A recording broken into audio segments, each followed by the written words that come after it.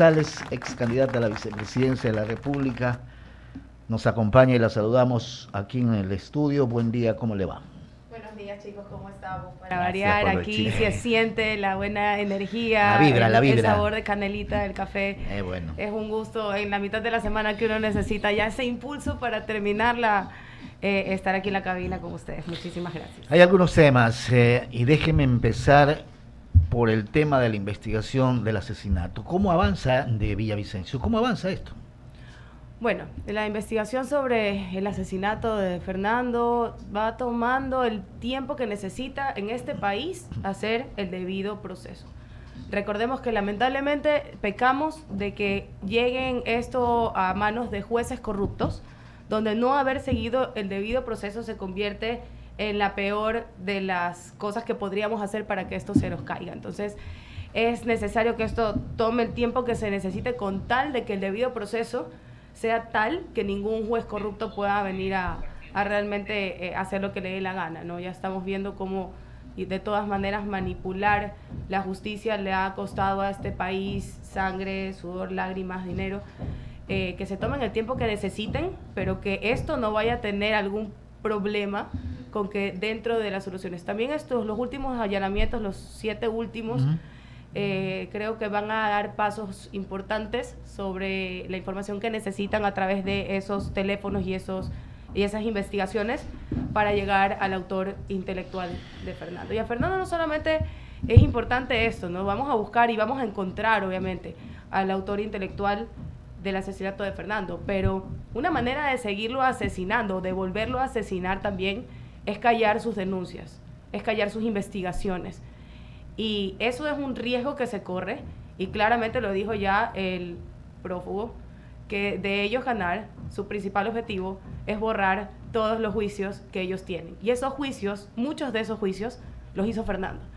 Entonces es importante saber que hay dos maneras de ser realmente honestos como país y no dejar que se silencien las voces que en libertad deberían poder apuntar hacia la corrupción, para que esto no se convierta en una cancha para que todo el mundo haga lo que le dé la gana, porque en estos momentos son ellos, pero después vendrá quien quiera. Claro, y en campaña, hasta cuando Fernando estuvo con vida, hizo algunas denuncias. Y quedaron también algunas denuncias que se las tenía guardadas para el debate, y que eran mucho más contundentes seguramente que las que había hecho en vida. Esas denuncias que estaban guardadas para el debate, ¿la va a llevar Construye o no? Las vamos a llevar a través de, no solamente de nuestros asambleístas, que son un bloque maravilloso de gente buena, es el movimiento del cual yo soy vicepresidenta desde las 2 anteriores semanas, y obviamente con las buenas relaciones que tenemos con Construye, es una prioridad de nuestros asambleístas definitivamente, pero también hablamos de que hay todo un andamiaje de periodistas de investigación que tienen la obligación moral, y creo que ellos lo sienten más que nadie así, de continuar esta labor de Fernando, de la investigación, de que el periodismo de investigación sea realmente libre, porque venimos de épocas muy oscuras y vamos hacia momentos en los que lo que más se necesita es que haya libertad de expresión y que la corrupción sienta que por lo menos tiene los ojos de aquellos que en libertad y con el arma más poderosa, como lo decía Fernando y lo dice Cristian Zurita, que es una pluma, puedan escribir y puedan dar luz a que esta corrupción que no solamente... A mí me da mucha pena cómo los ecuatorianos nos hemos como acostumbrado a que nos roben, ¿no? ¿De cuánto es la glosa? De 800,000. Poquito. Sí. O sea, creo que en nuestra vida muchos de nosotros no hemos visto ni esa plata juntos. Claro. Entonces es importante que haya esa libertad de denunciar, porque de lo contrario entonces nos convertimos en cómplices. Esto ya no se trata solamente de ser valiente, como decía Fernando, y denunciar la corrupción, que empieza desde los niveles más bajos. Empieza en casa, me explico. Pero hay que tener esa libertad y salvaguardar que los periodistas de investigación tengan toda esa libertad. Yo estoy segura que aquellos que lo acompañaron a Fernando en sus denuncias, Marta, Cristian, la Fundación Mil Hojas, el portal como tal de periodismo de investigación, va a tener más fuerza que nunca, porque saben que también ahora tenemos la atención de muchos periodistas internacionales que sintieron el asesinato de Fernando como algo que les quitaba libertad a los periodistas del mundo. Entonces recordemos que Fernando no solamente era político, sino también periodista de investigación. Sin duda, lo conocimos y bueno, así. poeta y también músico. Y pero muchas siempre facetas, lo conocimos en el área investigativa de la comunicación. Así es, y esas investigaciones quedan vivas no solamente a través del impulso político del movimiento Gente Buena, sino con este trabajo increíble que hacen sus periodistas de investigación. Andrea González, qué gusto tenerla aquí. Cuénteme algo, gracias. ¿a qué se va a dedicar usted? Bueno, ya estamos, ¿no? Esto Está todavía... en socioempleo ahorita, usted también. No hay cómo bajar los brazos. Bueno, yo continúo con la labor de comunicar el tema de la sostenibilidad, el tema del medio ambiente. Continuamos con Ecoverde, que es una plataforma de comunicación ambiental. Pero he asumido este reto de ser la vicepresidenta de Gente Buena porque el asesinato de Fernando crea varias reacciones. Hay una reacción internacional, hay una reacción en la justicia, hay una reacción en la sociedad, pero hay una reacción que a mí me llena mucho de esperanza en mi generación y en la que viene. Y es dejar de ser tan indolentes con la historia de este país que en estos momentos estamos escribiendo nosotros. La generación millennial y la centennial se han convertido en la mayoría de la votación y somos nosotros quienes ponen presidentes y asambleístas. En estos momentos declararnos apolíticos o declararnos apartidistas, que eso lo entiendo, porque ningún partido representa los intereses de nadie más que sus propias agendas, es ya ser indolente con una realidad que se supone que queremos cambiar. Después del anuncio de la toma de la vicepresidencia del movimiento Gente Buena, empiezan estos mensajes en las redes de gente muy joven, universitaria inclusive, a preguntarme dónde puedo adherirme al movimiento. Para mí eso es un despertar de un letargo peligrosísimo en el que mi generación está muy cómodamente sentada, pero creo que poco a poco se están dando cuenta que en estos momentos las decisiones las tenemos nosotros en nuestras manos y somos nosotros quienes vamos a sufrir las consecuencias de esas decisiones. No creo que estén tan cómodamente sentadas porque tengo 3 hijas contemporáneas a usted y de las cuales me nutro a diario y tengo también la hija de mi esposa con la cual también tiene su edad y es con las que me nutro, converso siempre y veo que el discurso de ellos es totalmente diferente al nuestro. Y te digo al nuestro que tenemos 60 años, Javier, Eduardo y yo. Y estamos aprendiendo porque ustedes van a una velocidad que nosotros a esa edad no la teníamos. Van con una línea de pensamiento en que los valores han cambiado porque ya son los valores hacia la naturaleza, son los valores hacia la conservación, son valores hacia los que vienen después y no precisamente a los que estamos aquí. Entonces se han proyectado, pero resulta que esa valoración intrínseca que tienen que ponerla afuera y tienen que ejecutarla en práctica. En vida, entonces, hermano, por en eso vida. es que te pregunté, Andrea, ¿qué ibas a hacer? Porque bueno, una cosa es estar en un ambiental, pero ya cuando me dices que estás de vicepresidente Construye, Gente buena, gente buena, yo creo que ahí te vas a pegar una estrellada. Y mira que te lo digo acá al aire y con toda la buena onda, porque te vas a dar cuenta que probablemente todos los nombres que escogieron para asambleístas en Construye, en Gente Buena, los que están ahí, te vas a pegar unas decepciones. Mira, ¿estás preparada para las decepciones? La política es como un novio tóxico. Pero la realidad... ¿Usted sabe de eso? Me acojo al silencio. Pero no, en realidad tengo mucha esperanza. Número uno, algunos de ellos los conozco y realmente he visto hacia dónde vienen y hacia dónde van. Pero por otro lado también no hay otra manera que seguir la agenda que es lo lógico, lo común. A mí me gustó mucho el discurso de Bukele ayer y casi me da pesadillas el de Petro.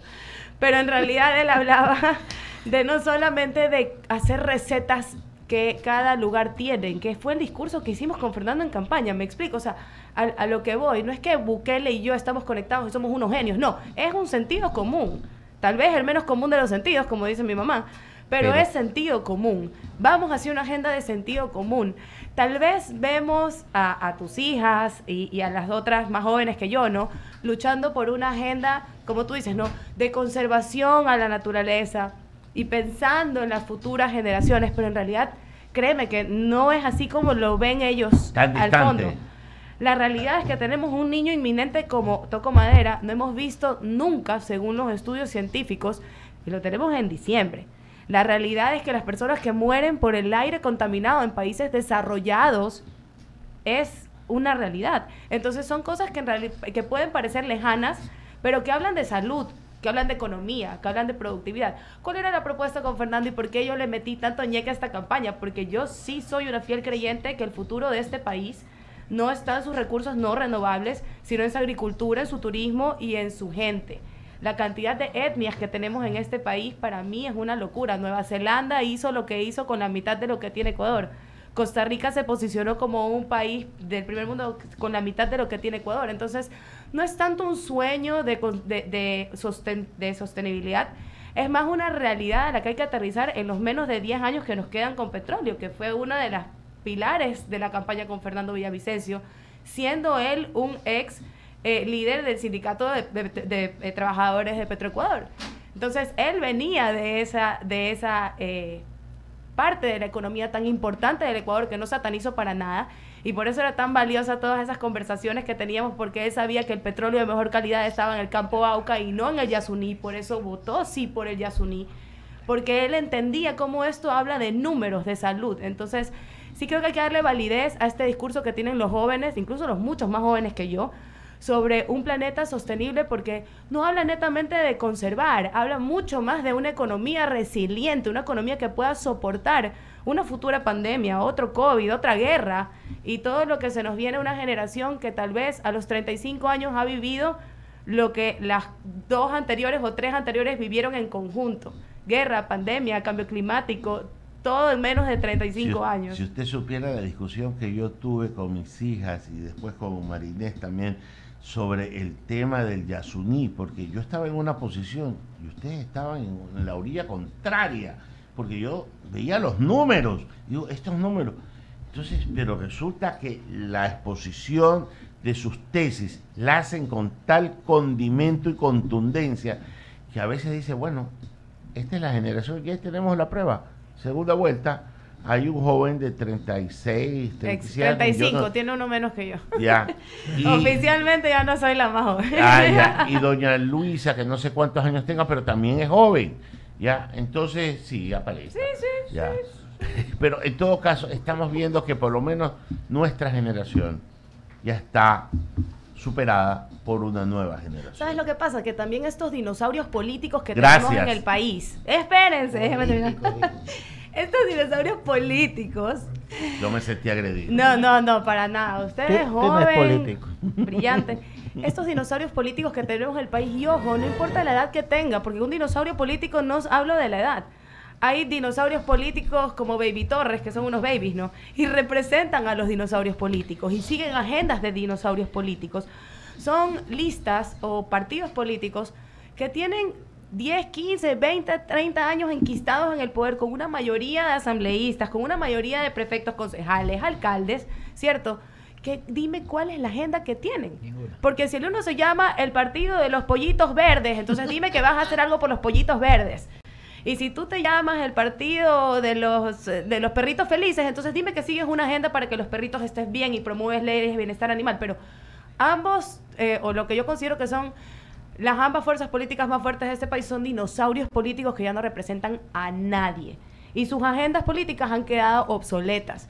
Entonces, en este momento lo que vemos es una decisión que está partida en este país, en el cual es una democracia imperfecta, y en esto cito a Marta Roldós, podemos escoger entre una democracia imperfecta con una persona joven que representa estos nuevos intereses, estos nuevos partidos con una agenda clara, que te dicen, bueno, a mí me gusta la naturaleza, entonces este va a ser el partido a favor de la naturaleza, y por lo menos sabemos cuáles son los fines de ese partido.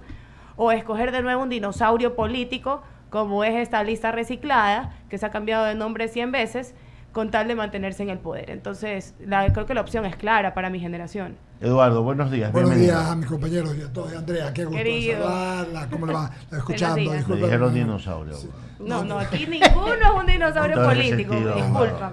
Porque sus agendas son claras. Así es. Además es un tema de alma. Exactamente. Además que es lo que estaba como en humor aquí, pues hay que ponerle un Sí. poco, por favor.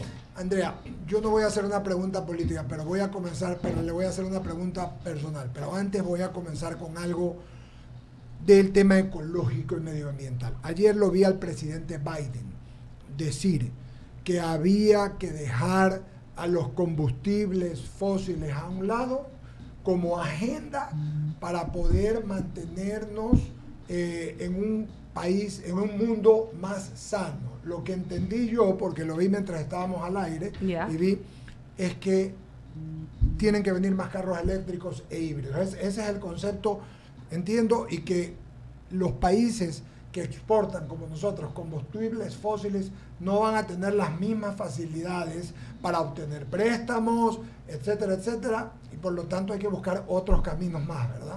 Sí, y un poco esto es zapatero a tus zapatos por un lado y cada receta donde tiene que ser, ¿no?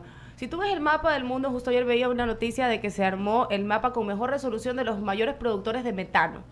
Metano es el gas con mayor potencial de calentamiento, o sea, no es tan común como el carbono, pero calienta millón. Y tú ves el mapa del mundo y obviamente son los países industrializados, Estados Unidos, China, el norte, en la parte del Golfo Pérsico, donde hay mucho petróleo, los mayores productores de metano. ¿Por qué? Por la extracción de gas, por la extracción de petróleo o por la parte industrial, ¿ok? Si tú te pones como Petro ayer a echarle la culpa al norte porque quemó todo el petróleo y ahora todos estamos en este hervidero, la realidad es que no solucionas problemas porque dentro de ese norte hay países como China e India que no entran dentro de su clasificación de un norte imperialista, abro comillas, ¿ok? La solución viene aterrizada para cada país. En el caso de Ecuador, nuestro aporte al cambio climático por cuánto carbón quemamos es chiquitito, es 0.2. ¿Cuál es el gran aporte de Ecuador realmente? Es la conservación de estos ecosistemas biodiversos que tiene, como nuestro bosque húmedo tropical, manglares, el bosque seco, el manglar, que es carbono azul, que absorbe mucho más que el carbono normal porque es tan rápido el proceso de oxigenación que hace el manglar que absorbe muchísimo más carbón que otros ecosistemas. Pero en resumen, a Ecuador lo que más puede hacer para aportar con que nuestra población no sienta tan fuerte los efectos del cambio climático es la conservación de sus ecosistemas. Esto no quiere decir que vamos a dejar de extraer petróleo, pero claramente, como bien lo dices, el problema es que van a haber mayores trabas para que este petróleo sea el principal producto que genera energía en el mundo. Por otro lado, cuando hablamos de energías renovables, ¿cómo podemos hacer una competencia justa? Si yo como Estado te subsidio todos los combustibles fósiles y no ayudo para nada a los paneles solares, ni a la energía eólica, ni X energía renovable, hay una competencia desleal porque yo estoy subsidiando un precio a lo que realmente es muy costoso, te lo estoy dejando a un precio muy bajo, y viene un joven con la mejor iniciativa y te quiere traer, por ejemplo, paneles solares o eólicas, y claro, no puedes competir contra un mercado que está subsidiado por el Estado. Entonces, es competencia desleal. ¿Y quiénes son los grandes beneficiados al final del día de la venta de estos combustibles? Son grandes compañías internacionales que no tengo nada en contra de ellas, ojo, pero qué increíble sería darle el mensaje a nuestros jóvenes de que pueden iniciar un emprendimiento en Ecuador de energía renovable que puede cambiar la matriz productiva de este país. Y ojo, aterricemos con ejemplos. En Ecuador ya se hace, en Manta hay una productora de la plata de atún 100% con energía solar. Esta solo se vende en Europa, es solo producto de exportación. Y el valor de esa lata de atún es mucho mayor. Los aranceles menores y el ingreso a la venta en la Unión Europea, señor, pase por favor, ¿me explico? Entonces, eso es sostenibilidad, eso es dejar que caiga un gran árbol. En la naturaleza pasa, cuando un gran árbol cae, otras especies pueden tomar su lugar. Esto no es quebrar una compañía petrolera, esto habla de darle un espacio justo a los emprendimientos que vienen justamente con estas nuevas ideas. Entonces, el mejor aporte de Ecuador no es decir, ya, dejamos el petróleo bajo tierra, no. Es ir pensando que en estos 10 años, máximo 15, que tenemos realmente de, entre comillas, bonanza petrolera, porque dudo que el precio del barril del petróleo vuelva a tener los $150 que tuvo en la época en la que la Revolución Ciudadana tuvo hasta para irse a París a cenar y que les cante Serrat mientras comen. Las cosas han cambiado y va a ser muy difícil que el barril de petróleo vuelva a tener ese valor. Aparte que los negociados que hemos tenido con las empresas chinas no hacen que realmente nuestro negocio de petróleo rinda lo que rendía antes. Nada. Cuando las cosas eran en Ancón y teníamos a los ingleses, nosotros sí ganábamos por ese petróleo. Aparte, bueno, que el petróleo de mejor calidad en realidad está en la península. Sino que este negociado tan feo que hicieron con China para que les dé el préstamo, nos ha dejado en una transacción que realmente lo que ganamos por barril de petróleo no es real. A ese precio habría que sumar el costo ambiental, el costo social, el costo de las demandas que tiene Petroecuador en la Corte de la Haya por todos los derechos humanos. Sería nada, o sea, nos quedan centavos. Entonces, primero, como decía Fernando, y en esto siempre estuvimos de acuerdo, hay que realmente renegociar esos contratos petroleros para que estos 10 pocos años que nos quedan, por lo menos estos 10 años, esos réditos sirvan para que este país invierta en tecnología ¿qué? Agrícola, invierta en infraestructura turística. En eso se debió haber invertido. Pero todo lo que se ganó en 50 años de bonanza petrolera se volvió a invertir en tecnología petrolera, no en el agricultor. Tú ves el cuadro de importaciones tecnológicas y las tecnologías para la agricultura son un paciente en UCI. Veía ayer, entrevistamos también hoy, a primera hora estuvo Enrique Calón, el ministro del Ministerio de Gobierno, ayer estuvo el ministro de Finanzas, y hablaba de algo que había leído, siguiendo la misma línea. La CAF ha dado $200 millones de préstamo para cambiar en las camaroneras todo el combustible, electrificación. O sea, van a dejar todo lo que es el diésel, van a dejar todo y van a hacerlo eléctrico. Exactamente, o sea, a eso va el mundo. O sea, el mundo sigue caminando y hay créditos hacia ese lado y el mundo va hacia allá. Entonces, te escucho, eso es como comentario. Segundo, estuvo el alcalde hace 2 semanas por acá y le comentamos de este tema del calor. Del calor es porque, agosto y septiembre, Ramiro, claro, son... Es una locura, el agua de la llave sale caliente. Caliente. A las 9 de la noche lavando los platos. En septiembre siempre ha sido hasta fresco en Guayaquil, por no decir frío. Y ahora es... entonces, él dijo que está haciendo una campaña de arborización, que van a hacer con la Fundación La Iguana una campaña de arborización y esto. ¿Es suficiente? El cambio climático se presta para que cada ciudad tenga que asumir este reto de una manera diferente, pero en estos momentos, para Ecuador, dadas las condiciones del niño, prioritaria. O sea, en estos momentos una arborización a los pasos de los municipios anteriores, cuando no nos estábamos enfrentando a un niño, estaría bien. Pero a puertas de un niño, en estos momentos creo que Guayaquil, aparte de la arborización, tiene que enfocarse en un plan de sistema de alerta de inundación que sea real. Porque ¿qué es lo que va a suceder? Que parte de esos árboles recién sembrados, cuando se inunden las calles por falta de esta prevención, van a tener que ser repuestos o van a morir. Nos enfrentamos a una crisis a nivel regional y mundial. La plaga que ha eliminado los árboles, los amanes enormes que toda la vida crecimos. Y ojo, no solamente los amanes, sino también los jacarandás, porque son árboles de hojas muy pequeñitas y lamentablemente el principal depredador, o sea, quien se come esta plaga maldita que llegó desde Australia, son las mariquitas.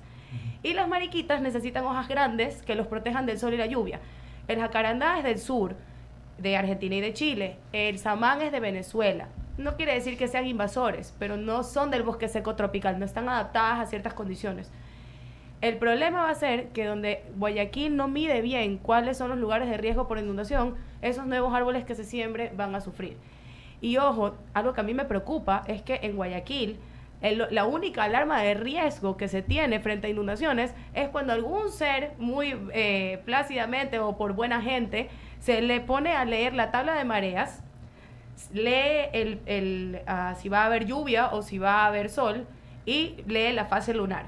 Y esta persona, con esos 3 elementos, te puede indicar en qué momento o a qué hora del día Guayaquil se va a inundar.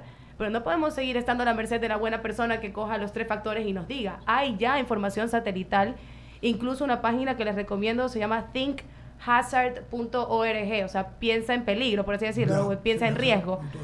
Y tiene la imagen satelital de todos los riesgos por provincia de Ecuador, cuáles tienen riesgos por inundación, por desborde de río, por zona costera, o por deslizamiento, o sea, porque algún deslizamiento de tierra pueda provocar una inundación en ese lugar, como ha pasado con la Camarona, con la Josefina.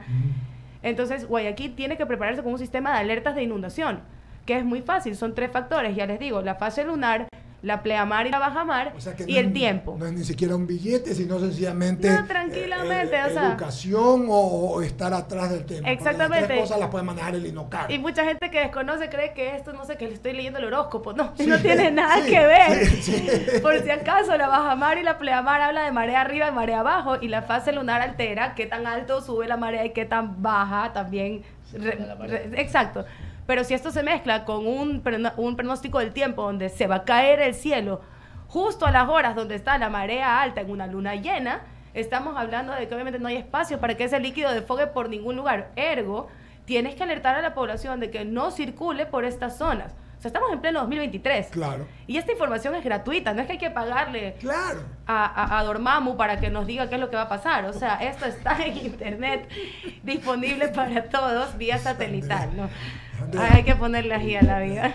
Andrea, después, usted siempre ha tenido inquietudes políticas, pero eres una ecologista convencida, además conocedora, porque domina el tema de pe a pa. Y esta es la pregunta que te iba a hacer. ¿Piensas seguir en política? Bueno, ya acepté la vicepresidencia de gente buena. O sea. No, sí, claro que sí. Sobre todo en estos momentos en los que creo que el país está convulsionado.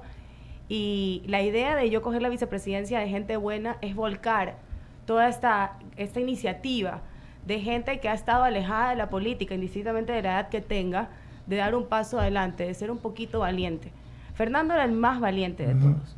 Definitivamente él se tiraba encima, yo ahora lo empiezo a ver casi como un Atlas, como este hombre del imaginario que tiene el hombro, que separa al cielo de la tierra. Sí. Se nos fue Atlas, pero si no queremos que se nos caiga encima el mundo, vamos a tener que todos poner, aunque sea un dedito, para aguantar esta separación entre lo bueno y lo malo. Y en eso veo que hay un sentir nacional potente, poderoso, que hay que seguir adelante. Y ojalá esto se convierta en el buen ejemplo y que otras personas también quieran hacer su movimiento político con su propia agenda y podamos trabajar cada uno cogiendo un pedazo. Lo he vivido así siempre a través de las organizaciones no gubernamentales, las ONGs, las fundaciones, sí. Trabajamos así. No podemos con todo y vamos agarrándonos pedacitos. He tenido un grupo de trabajo maravilloso en mi experiencia con Pacífico Libre, que es un colectivo que ha logrado cosas muy buenas haciendo este trabajo en equipo, dándole luz a quien realmente lo merece, no siendo caudillistas, no pensando que todo recae en una sola persona. Fernando era el más valiente, sí, pero ahora a todos nos toca ser un poquito valientes. Y este rol que he cogido en la política es justamente el de, número uno, velar por la gobernabilidad. Yo firmé un tratado de gobernabilidad con los candidatos que se ofrecieron en los momentos más oscuros de la democracia de este país, estar presentes y promover un sentido de gobernabilidad. Y eso es importantísimo porque cada uno de esos asambleístas que entraron por esos bloques deben seguir la gobernabilidad. Pero sí, si no, este país realmente no le queda más que escoger entonces entre dinosaurios políticos y corruptos y mafias políticas. Entonces, por lo menos, abramos la competencia para que gente fresca entre, cada uno con su agenda clara. Y creo que si todos estamos del mismo lado en contra de la corrupción y la delincuencia, vamos a salir adelante, si no. ¿Cristian Zurita seguirá trabajando con ustedes? Claro que sí, mi Cristian, le mando un gran abrazo. Ya lo vamos a ver pronto por aquí, por la ciudad de Guayaquil. Sí, aunque él dijo que de alguna u otra manera iba a salir del país por la situación, ¿no? Pero ojalá que siga acá en el Ecuador. Lo está pensando, pero hasta ahora no es confirmado eso en realidad. Lo otro es esta denuncia contra Patricio Carrillo. ¿Qué lectura le dan ustedes a un tema que si ya el contencioso electoral fue muy claro? Le dijo, usted puede ser candidato. Gana en la cancha. Y ahora lo piensa. Y ahora espérense, lo vamos a pensar. En realidad, él no tenía ningún impedimento para participar y lo que dice realmente es por un cargo que sea puesto, como para ponerlo en palabras sencillas. Una cosa es un cargo por elección popular y otra cosa es que a ti te designe el ministro de la Guava, usted va a encargarse de esto, ¿no? Ese es el impedimento legalmente hablando que tiene Patricio Carrillo. Pero en estos momentos, con más de 1,5 millones de votos, sería prácticamente como lo que están haciendo con las elecciones en el exterior. O sea, doblegar la voluntad popular e irse en contra de lo que está estipulado en la ley. Nada me sorprende en estos momentos, comprenderán que habiendo sido víctima de una de las injusticias que considero yo más grandes para la democracia de este país en manos del CNE y el TCE, nada me sorprende. Igual nos aferramos a que la voluntad de aquellos que votaron por nuestros asambleístas, como Patricio como encabezando la lista, debe ser respetada en primer lugar. Y en segundo lugar, a nivel legal, no hay ningún impedimento para un cargo de elección popular, porque hay una gran diferencia entre un cargo de elección popular y un cargo por nombramiento. Es decir, son dos cosas diferentes. Venga. ¿Quiere que le diga lo que le va a pasar? Cuénteme. En lo político. Le van a dar la credencial, el Consejo Nacional Electoral, y a la hora de sentarse a la curul le van a decir no. porque eso dependerá de la mayoría. Y Legislativa. hasta ahora la Por ahí mayoría no va por Por el allí favor. es, tienes toda la Ese es razón. el tema. Sí, aquí, mira, echa la Ahí sí maña, los dinosaurios opinamos. echa la ley, echa la trampa, y estos dinosaurios políticos hablan full. Así Dios. que... 3 veces le ha dado. mismo se cayó. Créeme, la 3. agresión está con tu madre. Sí, Ese ramo. realmente se sienten momentos de convulsión, y algo que a mí me preocupa en ese sentido también es que a estas personas que van a estar no solamente en la asamblea, sino en el gobierno de este año y medio, les va a tocar un gobierno súper duro. En primer lugar, por el tema social, por la convulsión social que deja el asesinato de Fernando. Pero encima con un niño que viene a destruirlo todo, ojalá me equivoque, y que si el anterior niño en un 97-98 nos causó 2.800 millones de pérdidas entre directas e indirectas, ¿de dónde vamos a poder sacar eso? Y si encontramos el fondo para eso, ¿cómo hacemos para que no vuelva a pasar lo que pasó con los fondos del terremoto de Manabí? Brillante. Juicio que está pasando en estos momentos. El valor asciende a 2.946 millones de dólares que fueron Ya van a recaudados. ser 10 años. El año que van a ser 10 años. 10 años. Claro, fue en Fueron- 2016. 2016, casi, sí. Y son 2.946 millones de dólares. Uno de los rubros que a mí me llama la atención de esa lista es que supuestamente se invirtieron 165 millones de dólares en energías renovables. Uy, ¿Dónde está? qué sueño, qué maravilla. ¿Dónde fue? Porque En el definitivamente no fue destinado para eso. Y a mí me preocupa que estos fondos que se necesitan para el niño vuelvan a pasar con el mismo destino que sucedió con los fondos para el terremoto. Eso sería impensable, porque realmente ya no solamente hablamos de que sería inmoral, sino que realmente dejan quebrada a toda la costa y a todo el sector productivo de la costa del país. Debemos recordar que banano, camarón y atún, que son rubros importantísimos para la economía del país, están en la costa. Sí, señor. Entonces, la persona que maneja este país tiene que ser una persona con un récord limpio de manejo de fondos públicos, porque en estos momentos, en el año y medio para el niño, lo que más vamos a necesitar es honestidad para ese Totalmente. manejo de fondos. Pulcritud, Y transparencia. ojo, lo que dijo ayer Lazo en la ONU, si vamos a pedirle al mundo que nos ayude, que nos dé préstamos, que nos colabore durante este momento de crisis del niño, vamos a tener que tener un gobierno que el mundo vea como un gobierno honesto, justo y confiable. Y eso es importantísimo en las elecciones que vamos a tener. ¿Cuál es la persona que nos va a representar hacia el mundo para pedir la ayuda que vamos a necesitar para un niño que, ojalá me equivoque, pero viene a remover cómo hemos visto la economía de la costa de este país y cómo se tiene que proteger a los pescadores, a los atuneros, a los camaroneros, a los pequeños, medianos, grandes, a todos estoy incluyendo aquí? Entonces, eso realmente me preocupa mucho. Ojalá que la gente lo tenga en consideración para estas votaciones, porque el manejo de los fondos internacionales del niño y de lo que se genere va a ser importantísimo. Una de las propuestas que teníamos con Fernando, y ojalá pudiera coger el candidato Noboa, me gustaría, es el retorno de la defensa civil. Recordemos que la defensa civil Sí, era una señor. fuerza en Sí, territorio señor. durísima. Y aquí hay dos aristas, ¿no? El tiempo de reacción que tiene la defensa civil, y por otro lado uno más romántico, pero que es incluso más importante: recuperar el nacionalismo de nuestros jóvenes. Recordemos que se cambió todo el sistema, tú ya no haces la premilitar, tú ya no haces ningún tipo de labor social para tu país, tú no te sientes parte de tu país nunca, tú puedes pasar tu vida dentro de Ecuador y jamás sentirte parte de este país o de quienes hacen el bien. Les quitamos a los chicos, y para mí personalmente fue un gusto ir a la premilitar y todo lo que yo tuve que hacer, porque yo soy de la todavía generación retro, donde teníamos bachillerato no unificado sino especializado. Yo pude ser quibio, el que sabe, sabe, y el que no asocial es no mentira, pobrecitos. A ver, Estamos 3 sociales. Ya sé que está me metí mal agrediendo aquí. esta Sociales, ¿qué ¿sabe pasó? qué? Perdón, pues, perdón. La libertad de prensa malentendida. Ya, con Malentendida. responsabilidad. Qué horror esos dichos que eran de aquellas épocas, dinosaurios, ¿no? Sí, no, sabe. No, pero en realidad 4 veces le ha dado abogado. Es la última vez, ¿ah? hay que recuperar ese sentido de nacionalismo, porque si no, ¿por qué ellos se sienten tan poderosos con un arma siendo delincuentes? Porque si hubiéramos usado ese ñeque de un joven, de un adolescente a esa edad, pero para defender un país, para asistir a la gente de los incendios, de los desastres naturales, de los deslaves, yo crecí con una generación que se sentía orgullosamente de la defensa civil.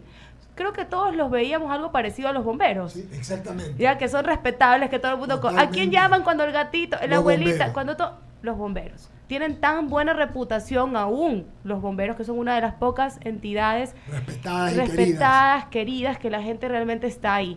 Yo veía la defensa civil como eso.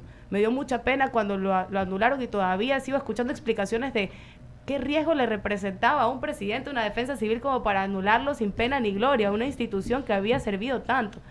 Ojalá se recupere eso, porque el trabajo en territorio, número 1, en un niño es valiosísimo, pero número 2, ahí hay una oportunidad de oro, de que nuestros chicos regresen a las filas de construir un país y no a construir la red de delincuencia transnacional más grande que ha experimentado la historia nacional.